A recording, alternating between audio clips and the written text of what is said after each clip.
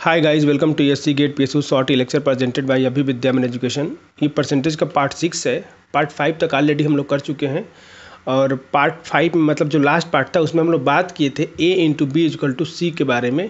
उसमें मैं केस 1 बात किया था जब कोई एक पैरामीटर को हम लोग कांस्टेंट कर देते हैं, और केस 2 था जब मैं बोला था एक भी पैरामीटर कांस्टेंट नहीं होगा, सारे के सारे वेरिएबल होंगे। तो नेक्स्ट पार्ट में बात करेंगे। तो बच्चों आज उसको पढ़ने से पहले मैं आज के पार्ट में आपको ये बताना चाहता हूँ कि सक्सेसिव परसेंटेज चेंज क्या होता है, कंसेक्यूटिव परसेंटेज चेंज क्या होता है, क्योंकि इसका यूज हम लोग करेंगे। तो ए बी इजकल टू सी की जो रिमेनिंग कहानी है वो पार्ट 7 में हम लोग स्टार्ट करेंगे, मतलब नेक्स्ट पार्ट में आपको दिखेगा वो चीज़। ठीक है, अभी हम लोग सीखेंगे इस पार्ट में सक्सेसिव परसेंटेज चेंज और कंसेक्यूटिव परसेंटेज चेंज। जिन लोगों से ये पार्ट सारे मिस हो गए हैं परसेंटेज के, उनके लिए लिंक नीचे डिस्क्रिप्शन में दिया है, आप वहाँ जाके सारे के सारे पार्ट दे सकते हैं। और मैं आप लोगों से ये रिक्वेस्ट कर रहा हूँ कि अगर आप परसेंटेज टॉपिक पढ़ रहे हो तो पार्ट 1 से देखना स्टार्ट करो। जब पार्ट 1 से आप कंप्लीट करके पार्ट 6 तक आओगे तो आपकी अंडरस्टैंडिंग बढ़ती चली जाएगी। ठीक है, ये परसेंटेज ही नहीं, जो मैं टॉपिक ऑलरेडी कवर कर चुका हूँ, जैसे time speed distance, Venn diagram, सिलॉक्स, रेशियो एंड प्रोपोर्शन, सारे के सारे टॉपिक मैंने कवर कर दिया आप लोगों के लिए। और साथ में PDF भी मैंने प्रोवाइड किया जो कि टेलीग्राम चैनल पर अवेलेबल है। ठीक है, तो जब कोई भी टॉपिक आप लोग स्टार्ट करते हैं तो पार्ट 1 से देखना स्टार्ट कीजिए। ठीक है, पार्ट 1 से लास्ट पार्ट तक देखेंगे तो आपकी अंडरस्टैंडिंग बहुत अच्छी हो जाएगी और GATE engineering service public sector में आप मैक्सिमम मार्क्स स्कोर करेंगे। जिनको मैथ्स से बहुत ज़्यादा लगाव है, मतलब एप्टीट्यूड से, उनके लिए मैं एक नया चैनल स्टार्ट किया हूँ। ठीक है, उस चैनल पे हम लोग हर टॉपिक को डिटेल में बात करेंगे। ठीक है, जैसे इस चैनल पे क्या हो रहा है कि परसेंटेज का मैं वीडियो बनाया हूँ, तो ये GATE engineering service public sector से स्पेसिफिक वीडियो है, केवल इसी के इसका सिलेबस 100% कवर कर रहा है। ठीक है, लेकिन वहाँ पे जो मैं परसेंटेज पढ़ाऊँगा वो सारे एग्जाम को कवर करेगा। कोई भी एग्जाम देने जाइए, बैंक का, SSC का, सब में वो काम आएगा। ठीक है, तो वो चैनल को आप सब्सक्राइब कर लीजिए, उसका लिंक नीचे डिस्क्रिप्शन में दिया है। लेकिन अगर आप गेट इंजीनियरिंग सर्विस PSUs की अगर केवल प्रिपरेशन कर रहे हैं तो आपके लिए ये वीडियो मोर देन इनफ है। ठीक है, इससे ज़्यादा आपको पढ़ने की जरूरत नहीं, आपको वहाँ जाके लेक्चर देखने की जरूरत नहीं है। लेकिन हाँ, चैनल को सब्सक्राइब कर लिए, इन फ्यूचर कभी काम आ जाए, कभी मान लो कोई टॉपिक आपको डिटेल में पढ़ना तो आप वहाँ से जाकर देख सकते हैं, रेफरेंस ले सकते हैं। या फिर किसी अपने फैमिली फ्रेंड है या कोई फ्रेंड है जो बैंक SSC की तैयारी कर रहे हैं, उनको आप रिकमेंड भी कर सकते हैं। तो बच्चों हम लोग बात करने वाले हैं सक्सेसिव परसेंटेज चेंज, और या फिर इसी को बोलते हैं कंसेक्यूटिव परसेंटेज चेंज। दोनों एक ही मतलब है दोनों का। ठीक है, दोनों टर्म में से कोई भी टर्म यूज किया जाता है। तो इसको समझने के लिए बच्चों देखो क्या होता है, सक्सेसिव परसेंटेज चेंज होता क्या है। इसको अगर लेमन से लैंग्वेज में आपको समझाऊं तो ऐसे सोचो कि मान लो आपका प्लेसमेंट हो गया। ठीक है, प्लेसमेंट हो गया और आपको जॉब ऑफर हुआ 100K का, मतलब 100K का मतलब 100,000 मतलब 1 लाख रुपीज़ पर मंथ का। ठीक है, तो मान लो कि 100K का के को हटा देता हूँ मैं, 100 का आपको जॉब ऑफर हुआ। और कंपनी का पॉलिसी ये है बच्चों कि हर साल आपकी सैलरी 10% वो इंक्रीज करेगी, हर साल 10% इंक्रीज करेगी। ठीक है, तो जैसे मान लो कि पहले साल 100 था, आपका 100 सैलरी था, तो अगले साल कितना हो जाएगा, उसका 10% उसमें ऐड हो जाएगा, मतलब 110 हो जाएगा। फिर उसके अगले साल अगर अगले साल जॉब करते हो तो फिर 110 का 10% उसमें ऐड होगा। ठीक है, देखो जैसे मैं लिख के समझा रहा हूँ।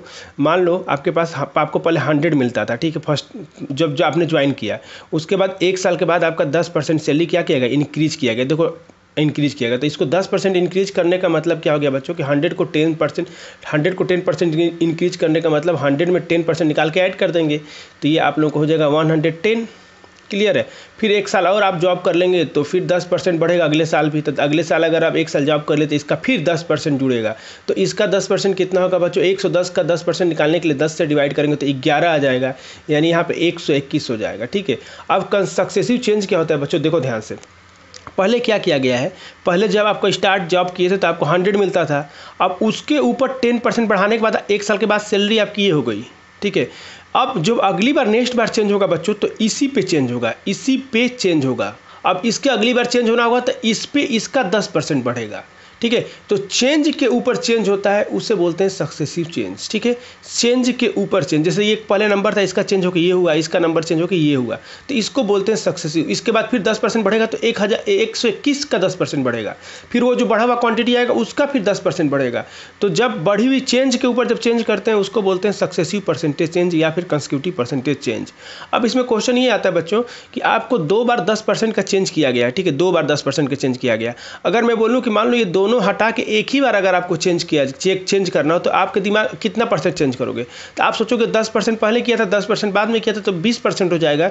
लेकिन बच्चों ऐसा नहीं होता है, खुद सोचो, ये 100 से 121 हो जा रहा है तो ये कितने परसेंट से बढ़ा है, तो ये बढ़ा है बच्चों 21% से। कोई क्वांटिटी 100 से 121 हो जा रहा है, मतलब 21 बढ़ा है। 21 100 का कितना है, 21% है।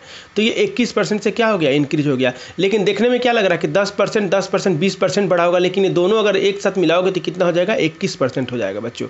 तो ये जो होता है कंसेक्यूटिव चेंज या सक्सेसिव चेंज होता है। अगर दो चेंज को अगर कंबाइन करना है आपको एक साथ, मतलब देखो यहाँ पे 10% और 10% को कंबाइन करके क्या आ रहा है, 21% आ रहा है। जब इन दोनों को कंबाइन कर रहे हैं तो ये आ रहा है। तो दो परसेंटेज को कंबाइन करने का एक फार्मूला होता है बच्चों, वो होता है a + b + ab/100। ये होता है आपका कंसेक्यूटिव चेंज या परसेंटेज चेंज। इसी फार्मूले से दो परसेंटेज अगर इंक्रीज हो रहे हैं कंसेक्यूटिव, तो उसको आप एक में इफेक्ट देख सकते हैं। यहाँ पे दो इफेक्ट है, देखो 10% का पहले इफेक्ट हो रहा है, फिर 10% का इफेक्ट आ रहा है। आप चाहते हैं इन दोनों इफेक्ट को कंबाइन करना, तो इस फार्मूले से आप कंबाइन कर सकते हैं। जैसे देखो यहाँ पे 10 है, फिर 10 है, और ए बी की वैल्यू क्या है, 10 × 10 / 100। तो ये कितना आ जाएगा बच्चों, इसको सॉल्व करोगे तो ये आ जाएगा 21%। यानी कि 21% से क्या कर रहा है, ये बढ़ रहा है। तो ये कंसेक्यूटिव परसेंटेज चेंज बोलते हैं। तो ये कंसेक्यूटिव परसेंटेज जो मैंने एग्जांपल लिया इंक्रीज के फॉर्म में लिया है कि ये ऐसे इंक्रीज हो रहा है। अब ये डिक्रीज भी हो सकता है कंसेक्यूटिव परसेंटेज चेंज। देखो मैं बताता हूँ, जैसे मान लो आपने कंपनी ज्वाइन किया, आपको 100 रुपीज़ मिल रहा था, ठीक है। आपका परफॉर्मेंस अच्छा नहीं था, बेकार है परफॉर्मेंस, तो कंपनी बोली कि आपका सैलरी 10% से हम डिक्रीज कर देंगे। तो 10% से डिक्रीज कर देंगे नेक्स्ट ईयर, तो कितना आ जाएगा, 100 का 10% कितना होता है, 10 होता है, यानी कि आपको 90 मिलने लगेगा। फिर अगले साल भी आपका परफॉर्मेंस अच्छा नहीं रहा, तो फिर कंपनी बोलेगी फिर 10% में घटा दे रहे हैं सैलरी आपका। तो फिर से 10% घटाएंगे, तो 90,000 का 10%, 90 का 10% कितना होगा बच्चों, तो 9 होगा। यानी कि यहाँ से 9 घटेगा, तो यहाँ से कितना आ जाएगा बच्चों, 81 हो जाएगा।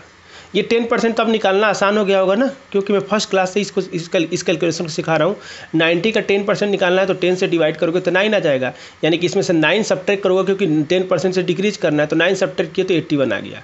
अब 10% का मतलब चेंज है, इसका मतलब ओवरऑल चेंज क्या होगा, इसका ओवरऑल चेंज कितना, 100 से कोई क्वांटिटी 81 हो जा रही है, तो 19% से घट रही है, ठीक है। आपको लगेगा कि आपकी सैलरी 10% से 2 बार घटा दिया गया है, तो आपको 20% से आपकी सैलरी घटी है, लेकिन नहीं, आपकी सैलरी एक्चुअल में 19% से ही घटी है। इसका रियल एग्जांपल समझो, मैं कैसे बताता हूँ। देखो आप मान लो किसी मॉल में गए, तो मॉल के किसी शोरूम में गए, तो शोरूम में लिखा था बच्चों कि अगर आप 100 रुपीज़ का सामान खरीदते हो तो आपको 10% का डिस्काउंट दिया जाएगा। 10% का क्या जाएगा, डिस्काउंट दिया जाएगा।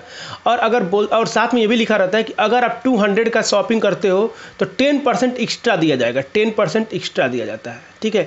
तो बच्चों वहाँ पे भी आपको लगता है कि 10% पहले छूट मिल रहा है, 10% दोबारा छूट मिल रहा है, मतलब आपको 20% का डिस्काउंट मिल जा रहा है। लेकिन ऐसा नहीं होता है बच्चों, आपको 10% का दो डिस्काउंट है। तो देखो वहाँ पे कैलकुलेशन कैसे करते हैं दुकान वाले, शॉप वाले, कि पहले उसका डिस्काउंट दे देंगे 10% का, जो बचेगा उस पर 10% डिस्काउंट देंगे। तो आपके दिमाग में रहेगा कि 20% का डिस्काउंट मिल रहा है, लेकिन एक्चुअल में मिलता कितना है, 19% का मिलता है, ठीक है। तो ये रियल एग्जांपल था आपके लाइफ से। तो ये चीज़ का ध्यान रखेंगे। जब हम लोग डिस्काउंट पढ़ेंगे तो डिटेल में इस बात को मैं समझाऊंगा कि कैसे दुकान वाले आपको बेवकूफ़ बनाते हैं और आप कैसे बन जाते हैं इजीली, और आपको पता भी नहीं चलता है, ठीक है। तो खैर यहाँ पे एग्जांपल इसलिए दिया ताकि इस चीज़ को रिलेट कर पाओ। तो देखो ये जो फार्मूला मैं बताया बच्चों, ये तो इंक्रीज में काम कर रहा है, तो क्या ये डिक्रीज में भी काम करेगा क्या? तो देखो बस ध्यान रखना ये बच्चों है आप लोगों को कि जो फार्मूला a + b + ab/100, तो a और b की वैल्यू प्लस और माइनस कब लेना है? तो जब इंक्रीज रहेगा तो प्लस लेना है, और जब डिक्रीज रहेगा तो क्या लेना है, माइनस लेना है। बस ये ध्यान रखना। तो यहाँ पे दोनों के दोनों डिक्रीज है, तो यहाँ पे -10 और यहाँ पे प्लस रहेगा, और -10 × -10 / 100 हो जाएगा। अब ध्यान से देखो बच्चों, तो ये -20 हो जाएगा, -20, और ये कितना हो जाएगा, -20, और यहाँ पे माइनस प्लस हो जाएगा, तो यानी 1 हो जाएगा। तो यह गया -19%। -19% आने का मतलब ये हुआ बच्चों कि 19% से घटा है। माइनस जब आएगा मतलब घटा है। अब देखो यहाँ पे 21% आ रहा था, प्लस में आ रहा था, तो यहाँ पे क्या था कि बढ़ा था। तो जब भी अगर माइनस में कोई कैलकुलेशन आ जाता है इस फार्मूले से, तो वहाँ पे क्या करना है, आपको मानना है कि डिक्रीज हो रहा है। क्लियर है ये बात सबको, ठीक है। तो यही फार्मूला सेम काम करेगा, बस आपको याद रखना है कि कोई क्वांटिटी इंक्रीज हो रही है तो उसको प्लस लेना है, कोई क्वांटिटी डिक्रीज हो रही है तो उसको माइनस लेना है, और यही फार्मूला a + b + ab/100 लगाना है, ठीक है। अब बच्चों यहाँ पर ध्यान दो, यहाँ भी ये सक्सेसिव चेंज ही हो रहा है ना। देखो क्यों, क्योंकि 100 था पहले, 100 को 10% से घटा के 90 आया। अब जो चेंज आया उस चेंज के ऊपर 10% घटा रहे हैं तो 81 आ रहा है। तो चेंज के ऊपर चेंज करते हैं, जब चेंज के ऊपर चेंज करते हैं, एक बार चेंज कर दिए फिर उसके ऊपर चेंज किए, तो उसको बोलते हैं सक्सेसिव परसेंटेज चेंज। क्लियर है ये बात? अब यहाँ पे वही बात लिख दिया हूँ कि अगर कंसेक्यूटिव परसेंटेज चेंज 2 दिया हुआ है, ठीक है, उसको अगर हमको एक में इफेक्ट निकालना है, नेट निकालना है, तो A% B% है तो क्या हो जाएगा A + B + AB / 100। ये फार्मूला आपको याद होना चाहिए। आई थिंक ये फार्मूला बहुत आसान है, तो अभी आपका याद हो गया होगा, ठीक है। इसको 2-4 क्वेश्चन में यूज करोगे तो अपने आप याद हो जाएगा, ठीक है। अब मैंने आप लोग को जनरल फॉर्म समझा दिया कि 2 बार इंक्रीज हो रहा था या 2 बार डिक्रीज हो रहा था। तो ऐसा भी हो सकता है कि 1 बार इंक्रीज हो, 1 बार डिक्रीज हो, या फिर 1 बार डिक्रीज हो, दूसरी बार इंक्रीज हो, कुछ भी हो सकता है बच्चों। तो इस बात को समझेंगे। देखो मान लो कि आपकी सैलरी 100K है, तो मैंने लिख लिया 100K, और कंपनी बोली कि 20% से आपका सैलरी को क्या करेंगे, इंक्रीज करेंगे। तो नेक्स्ट ईयर क्या हो जाएगा, इसका 20% निकालेंगे, इसमें ऐड कर देंगे, तो 100 का 20% कितना होगा, 20। तो ये आपकी नेक्स्ट सैलरी होगी 120। लेकिन अगले साल आपका परफॉर्मेंस अच्छा नहीं था, तो कंपनी बोली कि काम करते हैं, आपका सैलरी को 10% से हम लोग डिक्रीज कर दे रहे हैं। तो 10% डिक्रीज करने का मतलब ये हो गया बच्चों कि ये जो चेंज हुआ है इसका 10% घटाएंगे। तो इसका 10% घटाएंगे तो इसका 10% कितना होगा, 12 होगा बच्चों।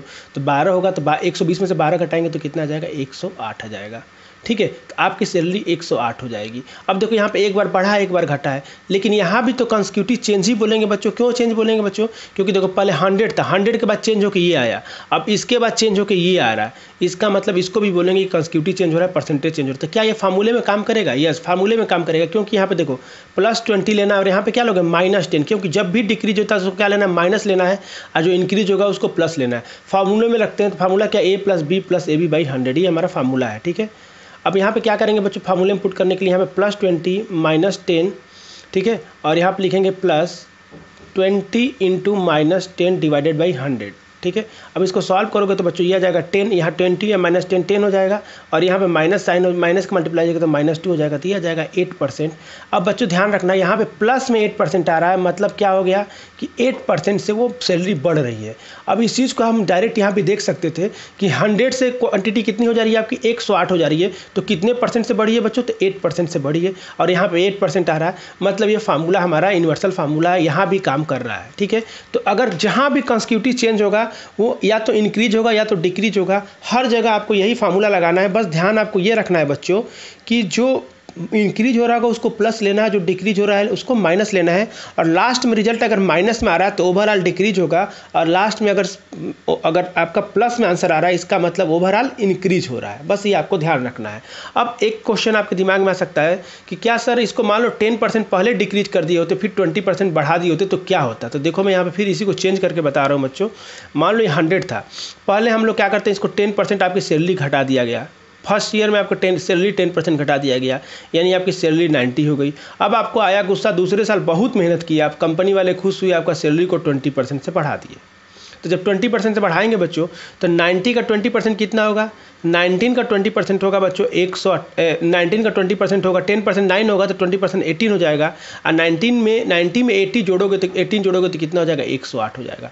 तो सैलरी आपकी 108 ही हो जा रही है। देखो यहाँ से यहाँ तक जाने में 108 ही हो रहा है, इसका मतलब देखो यहाँ पे 100 से भी 108 हो रहा था, तो ओवरऑल कितना चेंज हो रहा है बच्चों, तो सैलरी आपकी 8% बढ़ रही है। या फिर हम लोग फार्मूले से भी निकालना चाहें बच्चों तो फार्मूले से भी निकाल सकते थे। यहाँ -10 लेना है और यहाँ पे +20 लेना है, तो यहाँ पे फार्मूला रखोगे तो -10 + 20 प्लस -10 × 20 / 100 हो जाएगा। अब इसको सॉल्व कर लोगे बच्चों तो इसको जब सॉल्व करोगे तो ये आ जाएगा 10 माइनस ये 0 0 कैंसिल 2, यानी कि आ जाएगा 8%, और यहाँ प्लस में आ रहा है, इसका मतलब ये हो गया कि 8% से क्या हो रहा है, वो बढ़ रहा है। ये ध्यान रखना है। तो देखो यहाँ भी 8% से बढ़ रहा था, यहाँ भी 8% से बढ़ रहा है। तो बच्चों देखो ये क्रम यहाँ पे पहले 20% किसी क्वांटिटी को बढ़ाए, और जब वो चेंज हो गया उसको फिर 10% से घटाए, या फिर हमको इसी का जस्ट उल्टा किए कि पहले उस नंबर को 10% से घटा दिए, फिर 20% से बढ़ाएं, लेकिन डिफरेंस क्या आ रहा है, सेम आ रहा है। तो इसका मतलब ये हो गया बच्चों कि इसमें क्रम का कोई लेना देना नहीं है, पहले घटा दिया गया फिर बढ़ा दिया गया, फिर या जो भी होगा क्रम आगे पीछे भी होगा तो आंसर क्या आने वाला है, सेम होने वाला है। ठीक है, क्लियर हो गया ये चीज़। ये डाउट रहता है बहुत लोगों को, ये डाउट एकदम बिल्कुल आपके मन में नहीं होना चाहिए। तो समरी ये है बच्चों कि जब कंसेक्यूटिव चेंज होता है तो वहाँ पे एक ही फार्मूला होता है A + B + AB/100। ठीक है, अगर कंसेक्यूटिव चेंज में अगर नंबर को बढ़ाया जा रहा है, क्वांटिटी को बढ़ाया जा रहा है तो प्लस लिखेंगे, घटाया जा रहा है तो क्या लिखेंगे, माइनस लिखेंगे। अगर ओवरऑल आंसर प्लस में आ रहा है मतलब इंक्रीज हो रहा है, ओवरऑल माइनस में आ रहा है तो मतलब डिक्रीज हो रहा है। बस यही चीज़ आपको ध्यान रखना है। बाकी इतना कुछ मैं लिखा था समझाने के लिए, इतना कुछ जानने की जरूरत नहीं था, लेकिन हाँ जब आप एकदम एक एक चीज़ क्लियर होता चला जाएगा ना तो आपका कॉन्फिडेंस लेवल बढ़ जाएगा। मैं डायरेक्ट चाहता तो ये फार्मूला आपको लिखवा देता और बोलता कि ऐसे ऐसे अप्लाई करो, आप आंसर भी निकाल लेते, लेकिन वो कॉन्फिडेंस नहीं आ पाता जो ये सीखने के बाद कॉन्फिडेंस आ रहा है कि ऐसा क्यों हो रहा है। क्लियर है ये बात। चलो अब इसी पे बेस्ड कुछ क्वेश्चन सॉल्व करेंगे। तो ये क्वेश्चन नंबर 1 है बच्चों, जो कॉन्सेप्ट सीखे उसको अप्लाई करेंगे और उस कॉन्सेप्ट को क्लियर करेंगे। ठीक है, देखो क्या लिखा है, a number is increase by 10%। कोई नंबर को 10% से बढ़ा दिया गया है, ठीक है, and then it decrease by 10%। Simple सी बात है बच्चों। तो net in change in the number, देखो कोई नंबर यहाँ पे है उसको 10% से बढ़ाया गया है, ठीक है। अब बढ़ाने के बाद जो क्वांटिटी आया है देखो यहाँ, देन ई डिक्रीज, उसका बढ़ने के बाद उसको क्या किया गया है, 10% से डिक्रीज कर दिया गया है। तो डिक्रीज करने के बाद कुछ आया होगा। तो आपसे यही पूछा गया कि नेट चेंज कितना हो रहा है, मतलब इन दोनों का कंसेक्यूटिव निकालना है। नेट चेंज मतलब यहाँ से यहाँ तक कितना चेंज हो रहा है, यही आपको निकालना है। तो आप एक +10 एक -10 है, तो क्या करोगे, +10 -10 +10 -10 डिवाइडेड बाई 100। तो आप ध्यान से देखो, ये प्लस माइनस खत्म हो जाएगा, यहाँ पे क्या आ जाएगा, -1%। तो -1% का मतलब क्या हो गया बच्चों, कि -1% का मतलब ये हो गया बच्चों कि 1% से क्या होगा, डिक्रीज होगा। तो जो नंबर रहेगा वो 1% से डिक्रीज हो जाएगा। तो कौन सा आंसर हो जाएगा, D is the correct answer. तो इस क्वेश्चन का आंसर हो जाएगा D, D is the correct answer. ठीक है, मैं इतना कुछ समझाने के लिए लिखा था, आप डायरेक्ट ऐसे भी कर सकते थे कि दो कंसेक्यूटिव चेंज हो रहा है, तो एक +10 हो रहा है, एक -10। और आज के बाद याद रखना कि कोई नंबर को हम 10% से बढ़ा रहे हैं और फिर 10% से घटा दे रहे हैं, तो हमको ऐसा लगता है कि नंबर को 10% से बढ़ा दिए, 10% से फिर घटा दे रहे हैं, तो नंबर इक्वल आ जाएगा। इक्वल नहीं आता बच्चों, 1% कम हो जाता है। क्लियर है, तो ध्यान रखेंगे बच्चों कि 1% से डिक्रीज होगा। अब इसको नंबर फॉर्म में भी चेक कर सकते थे बच्चों। नंबर फॉर्म में कैसे चेक करते हैं, मान लेते कि 100 है, तो 100 को 10% से बढ़ाते तो 110 आता, और 110 को 10% से घटा देते तो इसका 10% 11 होगा, इसका 11 घटाओगे तो ये 99 आएगा। तो हम यहाँ से देख सकते थे कि 100 से 99 क्वांटिटी हो रही है, मतलब 1% का डिक्रीज हो रही है। तो हम लोग ऐसे भी सोच सकते थे, लेकिन मैं बोल रहा हूँ कि अगर आप ऐसे सोचोगे तो आपको पेपर वर्क करने की जरूरत नहीं है। आपको एक पता है कि अगर 10% से बढ़ रहा है, 10% से घट रहा है, तो 1% का डिक्रीज होगा। ये आपको याद होना चाहिए। कॉपी में कहीं नोट करके, जहाँ पर आप नोट्स बना रहे हो उसी में लिख लेना कि अगर 10% से बढ़ रहा है, अगर 10% से घट रहा है, तो ओवरऑल 1% से घटता है। ये आपको पता होना चाहिए, क्योंकि बार बार यूज होगा। ठीक है, एग्जाम में बार बार क्वेश्चन में यूज होता है, तो आपको ये चीज़ कॉपी में कहीं लिख लेना चाहिए, शॉर्ट नोट बना के कोने वोने में। ठीक है, ये क्वेश्चन नंबर 2 है बच्चों। ये सारे क्वेश्चन मैंने जो लिया है, ये सब पब्लिक सेक्टर में इससे क्वेश्चन बहुत सारे आपको दिख जाते हैं। जिनको कॉन्सेप्ट नहीं पता हुआ बहुत टाइम लेते हैं। अगर आपको कॉन्सेप्ट पता है तो मैं लिख के दे रहा हूँ कि आपको 5 to 10 सेकेंड में आपका आंसर आपके सामने होगा। ठीक है, देखो क्या लिखा है, a number is the first increase by 10%। किसी नंबर को 10% से बढ़ा दिया गया है, ठीक है, then it further increase by 20%, फिर 20% से बढ़ाया गया है, तो original number is increase by कितना होगा। ठीक है, तो खुद सोचो कि किसी नंबर को 10% से पहले बढ़ा दिया गया, चलो ठीक है, फिर 20% से उसी नंबर को बढ़ाया गया, मतलब कॉन्सेक्यूटिव चेंज हो रहा है। यानी कि 10 + 20 + 10 × 20 डिवाइडेड बाई 100 करना है आपको। तो ये हो जाएगा 30 प्लस ये 0 कैंसिल, तो यह हो जाएगा 2, तो ये 32% का क्या प्लस में आ रहा है, तो ये इंक्रीज हो रहा है। तो 32% का इंक्रीज होगा, मतलब कौन सा आंसर है, सी इज़ द करेक्ट आंसर। तो इस ऐसे क्वेश्चन को आपको 5 to 10 सेकंड लगना चाहिए सॉल्व करने में। देखो आपको ये इतना लिखना भी नहीं था। देखो आपको पता है बच्चों, ऐसे सोचो कि a + b + ab बाई 100 है, तो आपको तो ये क्वांटिटी तो आप निकाल लोगे तुरंत, क्योंकि 10 और 20 है, तो अपने दिमाग में आपको पता चल गया कि 30 आएगा। तो जो भी आंसर आएगा 30 से ज़्यादा आएगा, तो ये तो होगा नहीं, ये तो होगा नहीं, क्योंकि a + b होगा + ab बाई 100 होगा, कि दोनों प्लस है, तो a + b से ज़्यादा आएगा, मतलब ये दोनों होगा नहीं। अब 30 से ज़्यादा होगा तो या तो 32 होगा, तो 36 होगा।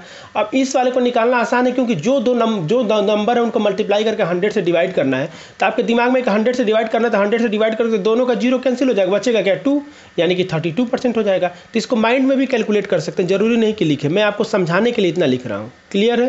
क्वेश्चन नंबर 3 देखते हैं। तो क्वेश्चन नंबर 3 में दिया है बच्चों कि salary of a person first increase by 20%, then it decrease by 20%। किसी पर्सन का सैलरी को पहले 20% से बढ़ा दिया गया, ठीक है, अब बढ़ाने के बाद क्या गया, इट डिक्रीज बाई 20%, फिर 20% से घटा दिया गया। इसका मतलब कंसेक्यूटिव चेंज हुआ है कि नहीं चेंज हुआ है, तो यही आपको निकालना है। तो एक +20 एक माइनस, ये +20 लेंगे, यहाँ पे -20 लेंगे, इनको सॉल्व करेंगे बच्चों, तो अपने दिमाग में तुरंत पता चल जाएगा। a + b करेंगे तो 0 आ जाएगा। देखो +20 -20 और +20 और -20, ठीक है, बाई 100, तो ये क्या हो जाएगा, ये दोनों कैंसिल आउट हो जाएंगे, और यहाँ से क्या बचेगा, 0 कैंसिल, तो ये हो जाएगा -4%। -4% का मतलब क्या होगा कि 4% से डिक्रीज हो रहा है। सिंपल सी बात है, 4% से डिक्रीज होने का मतलब कौन सा आंसर हो जाएगा, A is the correct answer. तो इस क्वेश्चन का आंसर हो जाएगा ए।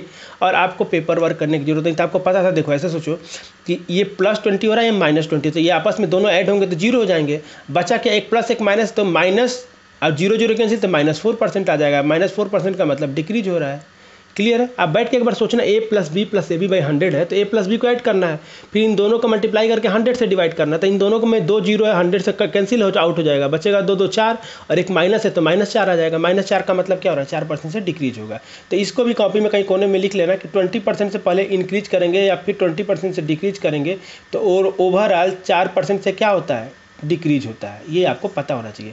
10-10 में क्या होता था कि 1% से डिक्रीज होता था, 20-20 में क्या होगा 4% से डिक्रीज होगा। ये याद होना चाहिए, बेसिक कैलकुलेशन में बार बार यूज होगा और इसको याद करना कोई टफ काम नहीं है। आपको 1-2 बार देखोगे तो अपने आप याद हो जाएगा आपको। क्वेश्चन नंबर 4 देखते हैं बच्चों। क्वेश्चन नंबर 4 थोड़ा सा लेवल में, क्वेश्चन नंबर 3 तक लेवल बहुत आसान था। ऐसे क्वेश्चन ये मत सोचिए क्वेश्चन इतना आसान कैसे हो सकता है। आप आसान मेथड सीख लिए हो तो आपको आसान लगने लगा है, ठीक है। ये क्वेश्चन पीएसयू में आते हैं, बहुत सारे क्वेश्चन, ये सारे क्वेश्चन पीएसयू में आते हैं, ध्यान रखना। आपको आसान तरीका पता चल गया तो इसका मतलब ये नहीं कि क्वेश्चन आसान हो गया, ठीक है। बाकी जो लोग को नहीं पता है कॉन्सेप्ट उनके लिए टफ लगेगा, ठीक है। तो ध्यान रखेंगे। The price of article was first increase by 10%, then again 20%। If the last increase price is 33 then the original price was. इस टाइप के क्वेश्चन गेट में आ सकते हैं। थोड़ा सा क्वेश्चन में चेंज कर दिया गया है। क्वेश्चन में कुछ नहीं, बस एक स्टेप क्वेश्चन को फॉरवर्ड बढ़ा दिया गया है। देखो कैसे कि एक आर्टिकल है जिसका प्राइस है कुछ, ठीक है भाई, उसको बोला गया कि 10% से इंक्रीज कर दिया गया, तो 10% से इंक्रीज कर दिए, ये इंक्रीज करने के बाद ये आ गया। देन अगेन बाई 20%, फिर इसको 20% से बढ़ा दिया गया, तो 20% से फिर चेंज कर दिया गया है। अब चेंज होने के बाद कुछ आया होगा। If the last increase price is 33, if last increase price is 33 का मतलब कि जो यहाँ पे नंबर आ रहा है वो 33 आ रहा है। द ओरिजिनल प्राइस वाज, तो यहाँ पे कितना था ये आपको निकालना है। तो आप बताओ कि इन दोनों का परसेंटेज चेंज, जो अलग अलग परसेंटेज चेंज किया गया, इसको कॉन्स्टिट्यूटिव निकाल सकते हो कि नहीं निकाल सकते हो आप। तो देखो खुद सोचो कि 10 और 20 कॉन्स्टिट्यूटिव कितना होगा, तो 10 + 20 30 हो जाएगा, 32 आ जाएगा, 32% आ जाएगा। क्योंकि a प्लस बी करोगे तो 30 आ जाएगा, a b बाई 100 करोगे तो 2 आ जाएगा, तो 30 + 2 32% से बढ़ रहा है। निकालना चाहो तो ऐसे निकालो, a + b + 10 × 20/100, तो यहाँ से कितना आ गया, 32% आ गया। अब 32% का मतलब ये हो गया बच्चों कि यहाँ से यहाँ तक जाने में वो नंबर कितने से बढ़ा है, ये नंबर कितना, पहले यहाँ पे 32% से बढ़ा है तो पहले 100% होगा, तो यहाँ से यहाँ तक जाने में कितने से बढ़ा है, 32% से बढ़ा है। अब यहाँ पे समझने वाली बात ये बच्चों कि कोई क्वांटिटी को हम लोग 32% से बढ़ा रहे हैं और वो क्वांटिटी 32% से बढ़ाने के बाद 33% हो जा रही है। इसका मतलब कि 132% की वैल्यू हमको 33 दी हुई है।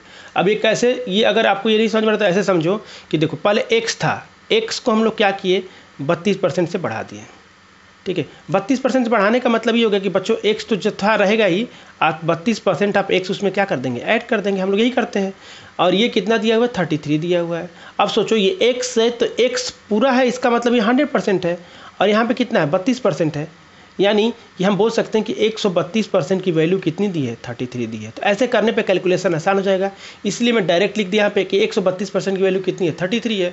अब ये काम करो इसको कि 11 से डिवाइड करो, तो 11 से डिवाइड करोगे बच्चों तो 1 टाइम जाएगा, ये 2 टाइम जाएगा, तो 12% की वैल्यू कितनी हो जाएगी, 3 हो जाएगी। यानी कि फिर अब कितने 3 से डिवाइड करो तो 4% की वैल्यू कितनी आ जाएगी, 1 आ जाएगी। जब 4% की वैल्यू 1 पता चल गई तो इसमें 25 का मल्टीप्लाई करोगे तो क्या आ जाएगा, 100% आ जाएगा। और 100% की वैल्यू कितनी हो जाएगी, 25। तो 100% की वैल्यू 25 आ गई, मतलब यहाँ पे कितना रहा होगा, 25 रहा होगा। यानी कि आंसर क्या हो जाएगा, D is the correct answer हो जाएगा। क्लियर है। तो आप ऐसे कैलकुलेट करके ना, आप ऐसे कैलकुलेशन कीजिए, आपका कैलकुलेशन बहुत आसान हो जाएगा जब ऐसे करेंगे तो। क्लियर है। आपको ऐसे ही सोचना है कि 132% वैल्यू 33 है, तो अब यहाँ से कुछ ऐसा नंबर डिवाइड मल्टीप्लाई करो, तो दोनों तरफ 11 का मल्टीपल दिख रहा था तो हमने 11 से डिवाइड कर दिया, तो 12% की वैल्यू 3 आ गई, ठीक है। अब 12% के 3 आ गए तो अब इसको दोनों तरफ 3 का मल्टीपल है, 3 से डिवाइड किया तो 4% की वैल्यू 1 आ गई। अगर आपका ज़्यादा कैलकुलेशन स्ट्रांग है, आप मेरे को करना होता तो मैं क्या करता, हमको दिख रहा है कि ये 33 का मल्टीपल है, ये 33 का 4 टाइम मल्टीप्लाई करने पे आता है, तो हम डायरेक्ट लिखते हैं कि 4% की वैल्यू 1 हो गई। लेकिन आपका कैलकुलेशन वीक है तो आप ऐसे डिवाइड करके भी चेक कर सकते हैं, कोई दिक्कत नहीं। 5 सेकंड ज़्यादा लगेगा लेकिन आंसर क्या आएगा, 100% सही आएगा। तो इस क्वेश्चन का आंसर हो जाएगा डी। इस टाइप के क्वेश्चन एग्जाम में आ सकते हैं बच्चे, गेट के एग्जाम में आ सकते हैं, और पब्लिक सेक्टर में तो ऐसे फेवरेट क्वेश्चन है, बार बार एग्जाम में आपको दिखने को मिलते हैं। ये क्वेश्चन नंबर 5 है बच्चों, ये सिमिलर है क्वेश्चन नंबर 4 की तरह। जो क्वेश्चन नंबर 4 में कॉन्सेप्ट यूज हुआ उसी में यूज होगा, बस इसमें थोड़ा सा चेंज कर दिया गया है। अब क्या चेंज किया गया, तो देखो ये नंबर को पहले 20% से डिक्रीज कर दिया गया। कोई एक नंबर है, चलो भाई इसको 20% से डिक्रीज कर दिया, ठीक है, 20% से डिक्रीज कर दिया। ध्यान रखेंगे डिक्रीज इंक्रीज में बहुत लोगों का कन्फ्यूजन होता है, कई बार डिक्रीज को इंक्रीज मान लेते हैं जल्दी जल्दी में, इंक्रीज को डिक्रीज मान लेते हैं। तो आपको एकदम केयरफुल रहना है कि इंक्रीज हो रहा है कि डिक्रीज हो रहा है। तो किसी क्वांटिटी को 20% डिक्रीज किया गया है। अब डिक्रीज नंबर, जो डिक्रीज नंबर मतलब ये यहाँ पे जो नंबर आएगा उसको फिर 20% से बढ़ाया गया है। 20% से बढ़ाया गया। अब यहाँ पे जो नंबर आ रहा है कुछ ना कुछ चेंज होकर आएगा। बोला है the resulting number is less than the original number by 20। तो यहाँ पे अगर मान लो कि ओरिजिनल नंबर x था तो रिजल्टिंग नंबर कितना आएगा, x - 20 आएगा, क्योंकि रिजल्टिंग नंबर ओरिजिनल नंबर से 20 कम आ रहा है। अब हमको पहले भी पता है बच्चों कि अभी थोड़ी देर पहले निकाले थे कि 20 से बढ़ेगा 20 से घटेगा तो ओवरऑल जो चेंज होता है बच्चों 4% का चेंज होता है। तो यहाँ से यहाँ तक का क्या आएगा, 4% का डिक्रीमेंट आता है। अगर किसी को याद नहीं है तो कोई दिक्कत नहीं है, +20 - 20 करना है आपको, तो 20 - 20 डिवाइडेड बाई 100 कर देना है। जब ये कैलकुलेट करोगे तो आपका आ जाएगा -4%। -4% का मतलब कि 4% से डिक्रीज हो रहा है। तो यहाँ से यहाँ तक जाने में 4% डिक्रीज हो रहा है। इसका मतलब कितने लोग बोलेंगे सर कि 4% की वैल्यू जो दिया है 20 दे दिया है। ये आपको तुरंत एकदम आइडिया चल जाना चाहिए कि 4% की वैल्यू क्या दिया है, 20 दिया हुआ है। इसको अगर ये बात समझ में नहीं आता ऐसे सोचो कि x को 4% घटाने का मतलब क्या हो गया कि x को 4% घटाने का मतलब x में x का 4% घटाना है। 4% आप x का क्या करना है, घटाना है। और ये क्या दिया हुआ है बच्चों, x - 20 दिया हुआ है। तो यहाँ से x कैंसिल कर दो, माइनस कैंसिल कर दो, तो 4% आप x क्या आ जाएगा, 4% आप x क्या आ जाएगा, 20 आ जाएगा। तो यही तो मैंने लिख दिया कि 4% की वैल्यू 20 दिया है। जब 4% की 20 दिया है, अब पूछा कि तो ओरिजिनल नंबर कितना था, तो अब 100% की वैल्यू पूछा है, तो 4 में 25 का मल्टीप्लाई करोगे तो 100% आ जाएगा। यहाँ से जाने के लिए 25 का मल्टीप्लाई करना पड़ेगा। जब यहाँ 25 का मल्टीप्लाई करोगे तो इधर भी क्या होगा, 25 का मल्टीप्लाई हो जाएगा। तो जब 25 का मल्टीप्लाई करोगे तो कितना हो जाएगा, 50, मतलब ये कितना आ गया, 500। तो पहले वो कितना था, 500 था। तो C is the correct answer. इस क्वेश्चन का आंसर हो जाएगा C is the correct answer. I think आप लोगों को सक्सेसिव परसेंटेज चेंज का एकदम कॉन्सेप्ट क्लियर हो गया, कैसे चेंज होते हैं। इस टाइप क्वेश्चन एग्जाम में बहुत दिखते हैं और इस कॉन्सेप्ट का यूज हम लोग जब डिस्काउंट पढ़ेंगे, प्रॉफिट लॉस पढ़ेंगे, तो वहाँ पर यूज करेंगे सक्सेसिव परसेंटेज चेंज क्या होता है। तब आपको समझ में आएगा कि इस पे बेस्ड क्वेश्चन कैसे आते हैं। और ये भी क्वेश्चन पब्लिक सेक्टर में आते हैं और अभी जो क्वेश्चन किए ये गेट में भी आने के बहुत ज़्यादा चांस है। क्लियर है, तो ऐसा क्वेश्चन गेट में आ सकता है। अगर आप लोगों को सक्सेसिव परसेंटेज एकदम क्लियर हो गया है तो वीडियो को लाइक करें और कमेंट करके बताएं आप मुझे कि ये कॉन्सेप्ट एकदम क्लियर हुआ है कि नहीं हुआ है। ठीक है, क्योंकि बच्चों जब तक आप मुझसे जुड़ोगे नहीं, मुझे नहीं पता, जब तक आप फीडबैक नहीं दोगे कि ये वीडियो ये कॉन्सेप्ट समझ में आ रहा है कि नहीं आ रहा है, तो मुझे कैसे पता चलेगा कि ये चीज़ें मैं जो पढ़ा रहा हूँ आप इसको यूज कर पा रहे हो कि नहीं कर पा रहे हो, मैं समझा पा रहा हूँ कि नहीं समझा पा रहा हूँ। क्लियर है, तो अगर ये वीडियो अच्छा लगा है तो ही लाइक करो और कमेंट करके बताओ कि कैसा लग रहा है। ठीक है, और हो सके पॉसिबल तो दूसरों अपने फ्रेंड के साथ रिकमेंड करो, ज़्यादा से ज़्यादा लोगों को इस चैनल से जोड़ो, ताकि आप ही लोग का बेनिफिट होगा। ज़्यादा से ज़्यादा चीज़ लोग जुड़ जाएंगे तो और भी चीज़ें मैं स्टार्ट कर दूंगा, जैसे इंजीनियरिंग मैथमेटिक्स भी स्टार्ट कर दूंगा। इंजीनियरिंग मैथमेटिक्स भी मैं पढ़ाता हूं बच्चों, जैसे एप्टीट्यूड जितना आसान मैं तरीके से पढ़ाता हूं इतनी आसान तरीके से इंजीनियरिंग मैथमेटिक्स भी पढ़ाता हूं। आप ही लोग का बेनिफिट होगा अगर ज़्यादा से ज़्यादा लोग जुड़ते हैं तो। ये होमवर्क क्वेश्चन है बच्चों, आप लोगों को इस क्वेश्चन को सॉल्व करना है और आंसर कमेंट करके बताना है कि क्या आंसर होगा। तो जो लोग गेट की सीरियस प्रिपरेशन कर रहे हैं उनसे मैं एक्सपेक्टेशन रखता हूँ कि वो लोग आंसर कमेंट करके बताएंगे। आपको लिखना है होमवर्क और मान लो बी आंसर सही है तो बी और ऑप्शन क्या है तो 405। तो ऐसे आपको कमेंट करके बताना है। वो आंसर को जो भी आपका सही आएगा उसको नंबर लिखना है और आगे जो डिजिट है वो लिखना है। ठीक है, ऐसे कमेंट करके आपको बताना है कि आपका आंसर क्या आ रहा है। और आप अभी तक हमसे सोशल मीडिया पर नहीं जुड़े तो इस फेसबुक पेज को फॉलो कर लीजिए। यहाँ पे डेली मैं एक क्वेश्चन कोशिश करता हूँ पोस्ट करने के लिए, ताकि आप लोग प्रैक्टिस कर सकें। और अगर आप फेसबुक नहीं चलाते हैं तो सेम क्वेश्चन यहाँ पे इंस्टाग्राम पे पोस्ट होता है, तो इंस्टाग्राम पे आप देख सकते हैं। तो इंस्टाग्राम या फेसबुक में से कोई भी एक फॉलो कर लीजिए, जहाँ पे आपको क्या होगा, क्वेश्चन का अपडेट मिलता रहेगा डेली। और बाकी सारे अपडेट के लिए, मतलब जैसे PDF हो गया या फिर कोई वीडियो अपलोड हो रहा है तो उसका लिंक जो है हम लोग इस टेलीग्राम चैनल में अपलोड करते हैं। और PDF भी जितना है सारे के सारे जो टॉपिक मैं कंप्लीट कर चुका हूँ उसका PDF भी सारे के सारे इसी टेलीग्राम चैनल पर मिल जाएगा। इन सारे का लिंक नीचे डिस्क्रिप्शन में दिया भी है, आप वहाँ से डायरेक्ट 1 क्लिक में आप जाके ज्वाइन कर सकते हैं।